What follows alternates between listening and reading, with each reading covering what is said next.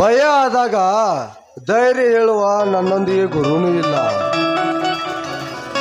ಒಂಟಿಯಾದಾಗ ನಿನ್ನೊಂದಿಗೆ ನಾನು ಇದನ್ನುವ ಅತ್ತಿಗೆನೂ ಇಲ್ಲ. ಇವರು ನನ್ನ ಕಳೆದುಕೊಂಡು ನನ್ನ ಜನ್ಮ ನರಕವಾಗಿದೆ.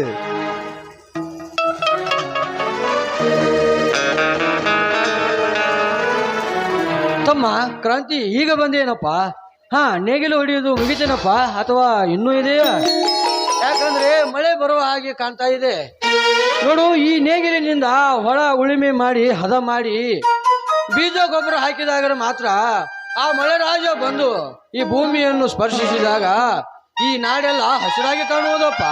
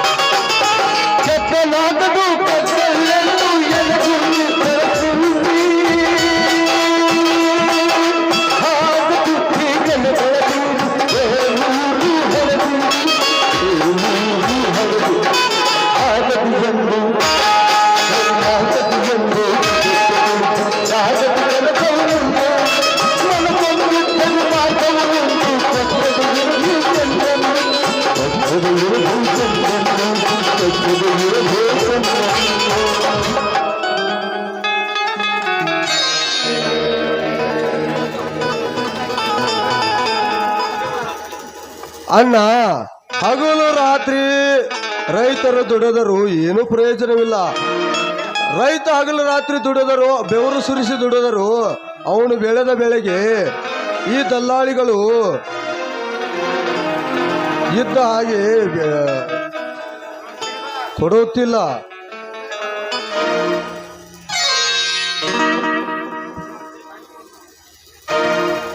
ಅಪ್ಪ, ಹೊಲದಲ್ಲಿ ಸಮಸ್ಯೆ ಎಂಬ ಕಳೆಗಳು ತಾನಾಗೇ ಹುಟ್ಟುಕೊಳ್ಳ. ಹಾಗಂತ ಕೈ ಕಟ್ಟಿ ಕುಳಿತುಕೊಳ್ಳಬಾರದು. ಆ ಕಳೆಯನ್ನು ಕಿತ್ತು ಒಗೆಯುವ ಯೋಚನೆ ಮಾಡಬೇಕಪ್ಪ. ಅಣ್ಣ, ನೀ ಏನೇ ಹೇಳು, ದಲ್ಲಾಳಿಗಳು ದೂರಾಗಬೇಕು. ರಾಜ್ಯ ಸರ್ಕಾರ ದಲ್ಲಾಳಿಗಳು ಕೊಡುವ ಅಂತ್ಯ ದೂರ ಆಗಬೇಕು. ಅಂದ ಹಾಗೆ ಅವಾಗ ರೈತರು ಮುಂದಾಗುತ್ತಾರೆ.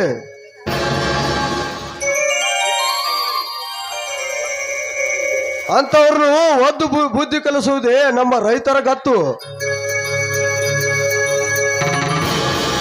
ಕ್ರಾಂತಿ, ಸಾವಿಲ್ಲದ ಮನೆ ಇಲ್ಲಪ್ಪ, ನೋವಿಲ್ಲದ ಹೃದಯವೂ ಇಲ್ಲ, ಕಣ್ಣೀರಿಲ್ಲದ ಕಣ್ಗಳು ಇಲ್ಲಪ್ಪ. ಇದನ್ನೆಲ್ಲ ಕಿತ್ತು ಹಾಕಿ ಬಾಳಬೇಕಪ್ಪ.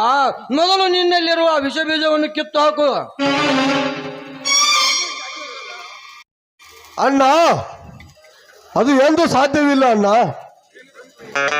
ಈ ಪೃಥ್ವಿ ಪ್ರಳಯವಾಗಲಿ, ಸೂರ್ಯ ಚಂದ್ರರು ಒಂದಾಗಲಿ,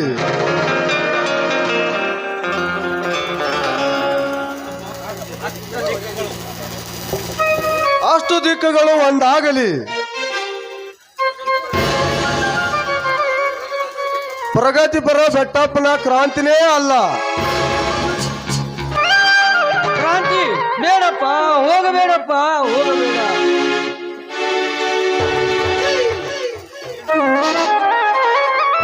ಅಯ್ಯೋ, ಕೊನೆಗೂ ಹೋಗೇ ಬಿಟ್ಟನಲ್ಲಪ್ಪ. ಇವನಿಗೆ ನನ್ನ ಹೆಂಡತಿ ನನ್ನ ಹಳೆಯನ ವಿಷಯ ತಿಳಿಸಬೇಕೆಂದು ನನ್ನ ಆತ್ಮವೂ ಪೀಡಿಸ್ತಾ ಇದೆ. ಆದ್ರೆ ಏನ್ ಮಾಡೋದು, ಆ ಭೀಮರಾವನಿಗೆ ಮಾತು ಕೊಟ್ಟಿದ್ದೀನಲ್ಲ, ಇವನು ಮೊದಲೇ ಹಠಯೋಗಿ.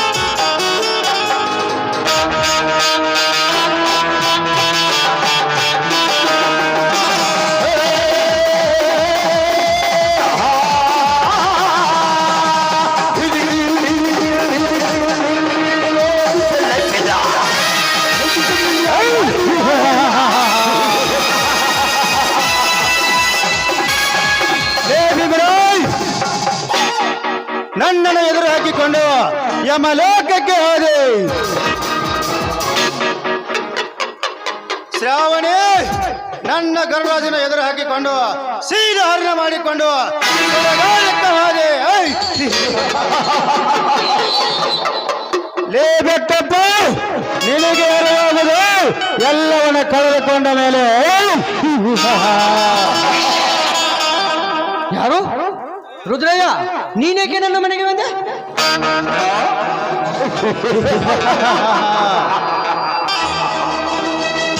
ಆದರೆ ಅಂತ ಯಾಕೋಬೇಕಾಗುತ್ತೋ ಬೆಟ್ಟಪ್ಪ, ಈ ಊರಿನ ರೈತರು ನನ್ನಲ್ಲಿ ಸಾಲ ಮಾಡಿದ್ದು ಪ್ರತಿನಿಧಿಯಾಗಿ ನಿನ್ನ ಹೊಲ ಮನೆ ಬಿಟ್ಟು ಕೊಡದ್ರೆಂದು ಮಾತು ಕೊಟ್ಟಿದೆ.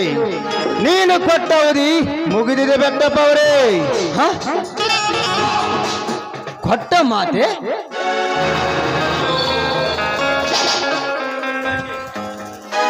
ಕೊಟ್ಟ ಹಣಕ್ಕೆ ಬಡ್ಡಿಗೆ ಬಡ್ಡಿ ಹಾಕಿ ಈ ಬಡ ರೈತರನ್ನು ಹಿಂಸಿಸುತ್ತಿರುವೆಯಲ್ಲ, ಇದು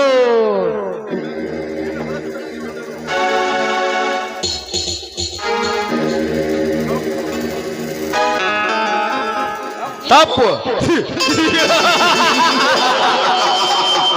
ತಪ್ಪು ಎಂಬ ಶಬ್ದ ಅರ್ಥ ಇಲ್ಲ ನಮ್ಮ ಲೈಫ್ ಎಂಬ ಡಿಕ್ಷನರಿನಲ್ಲಿ. ಅಂದು ಮಧ್ಯ ಬಂದು ತಡೆಯಲು ಹೋಗಿದ್ರೆ ಇನ್ನು ಆ ಹೊಸ ರೈತರ ಹೊಲದಲ್ಲಿ ಫ್ಯಾಕ್ಟ್ರಿ ಕಟ್ಟಿ ಸ್ಮಗ್ಲಿಂಗ್ ಮಾಲ್ ಪಾರ್ಸಲ್ ಆಗತ್ತಿತ್ತು. ಈಗಲಾದರೂ ಏನಾಗಿದೆ, ಅವರ ಹೊಲದ ಬದಲಾಗಿ ನಿನ್ನ ಹೊಲದಲ್ಲಿ ಫ್ಯಾಕ್ಟ್ರಿ ಕಟ್ತೇವೆ. ಅದ್ಯಾವ ಗಣಸು ಬಂದು ತಡೀತಾನ ನಾನು ನೋಡೇ ಬಿಡ್ತೇನೆ.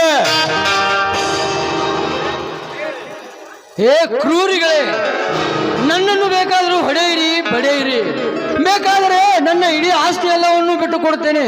ಅದು ನೀವು ಹಣ ಕಟ್ಟುತ್ತೇನೆ ಅಂದರೆ ಹೇಗೆ ಗೊತ್ತಾ? ಇಂದಿನ ರೈತರಿಗಾದರೂ ಉಪಯೋಗವಾಗಲಿ.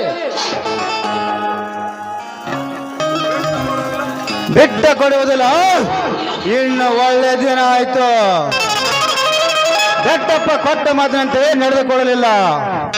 ನಿನ್ನ ನಂಬಿದ ರೈತರ ಮನಸ್ಸಿನಾಗ ಭಸ್ಮ ಬೆಂಕಿ ಹುಟ್ಟಿಸ್ತೇನೆ. ಆವಾಗ ನೀನು ಸತ್ತ ಬದುಕಬೇಕಾಗುತ್ತದೆ.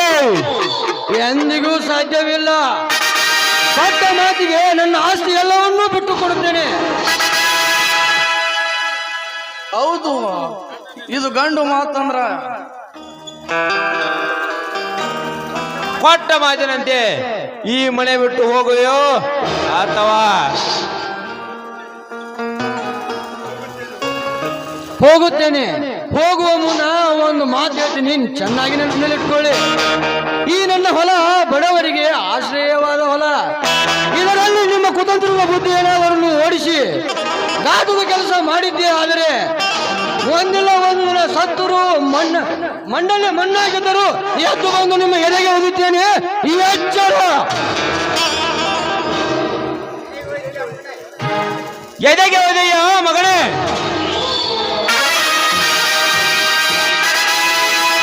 ಸ್ವೀಕರಿಸ ಮಾಡಿ ಈ ಯಮದೂತರ ಶಿಕ್ಷೆಯನ್ನು. ಇಡೀ ರಾಜ್ಯಕ್ಕೆ ಮಂತ್ರಿಯಾದ ನಮಗೆ ಬಾಯಿಗೆ ಬಂದಂತೆ ಮಾತನಾಡುವೆ ಬಡ ಬಿಕಾರಿ.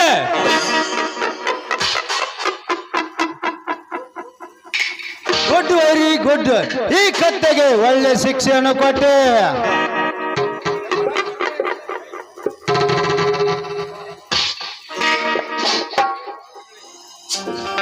ಏ ಪಾಪಿಗಳೇ, ಈ ರೈತನಿಗೆ ಎದೆಗೆ ಹೋಗ್ತಿರಲ್ಲ, ನಿಮ್ಮ ಕಾಲಲ್ಲಿ ಹುಳ ಬೀಳುವುದು ನಿಶ್ಚಿತ.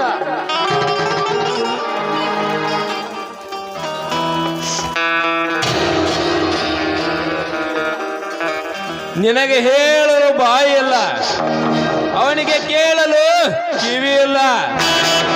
ಈ ವಿಷಯ ನಿನ್ನ ತಮ್ಮನಿಗೆ ಗೊತ್ತಾಗೋದ್ರೊಳಗಾಗಿ ಅವನ ದರಿದ್ರ ದೇಹವನ್ನು ಈ ಮಣ್ಣಲ್ಲಿ ಮಣ್ಣು ಮುಗಿಸಲು ಬಿಡಲಾರ. ಈ ರಣಧೀರ ನಿಮ್ಮಪ್ಪನಿಂದಲೂ ಸಾಧ್ಯವಿಲ್ಲ. ಏ ಸೌಕರ, ಅವು ನಾನು ಸಾಕಿದ ಹುಲಿ, ಈ ಊರ ಹುಲಿ.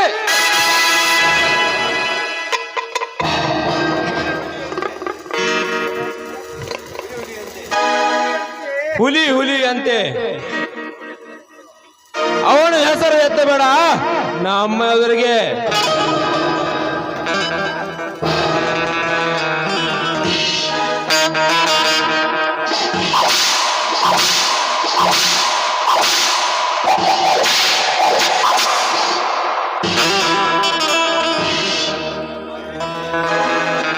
ಬೆಟ್ಟ ಹೇಗಿದೆ ಈ ರುದ್ರಯ್ಯನ ಕಾರಸ್ಥಾನ.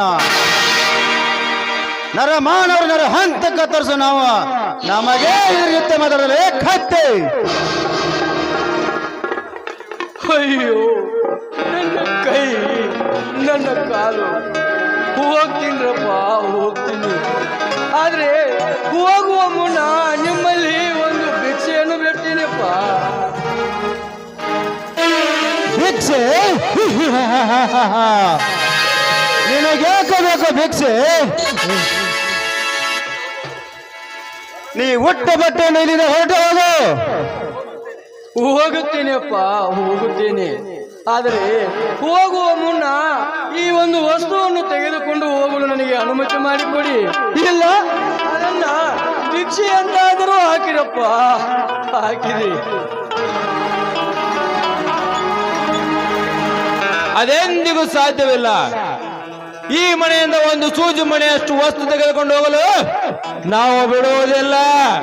ಹೋಗಲಿ ಬಿಡು ರಾಜ, ಅದು ನಮಗೂ ಯಾವುದಕ್ಕೂ ಪ್ರಯೋಜನ ಇಲ್ಲ. ಆ ಗೊರಲೆ ಹತ್ತಿದ ವಲಸ ಕಟ್ಟಿಗೆಯನ್ನು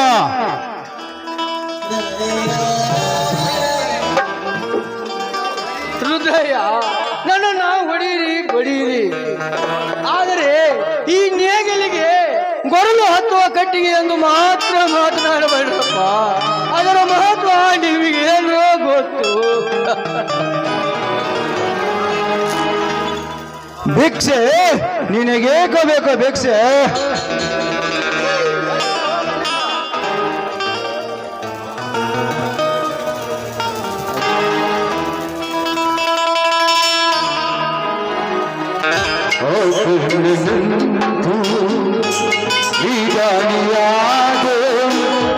ಇನ್ನೊಂದು ಜೀವಕ್ಕೆ ಆಧಾರವಾದೆ.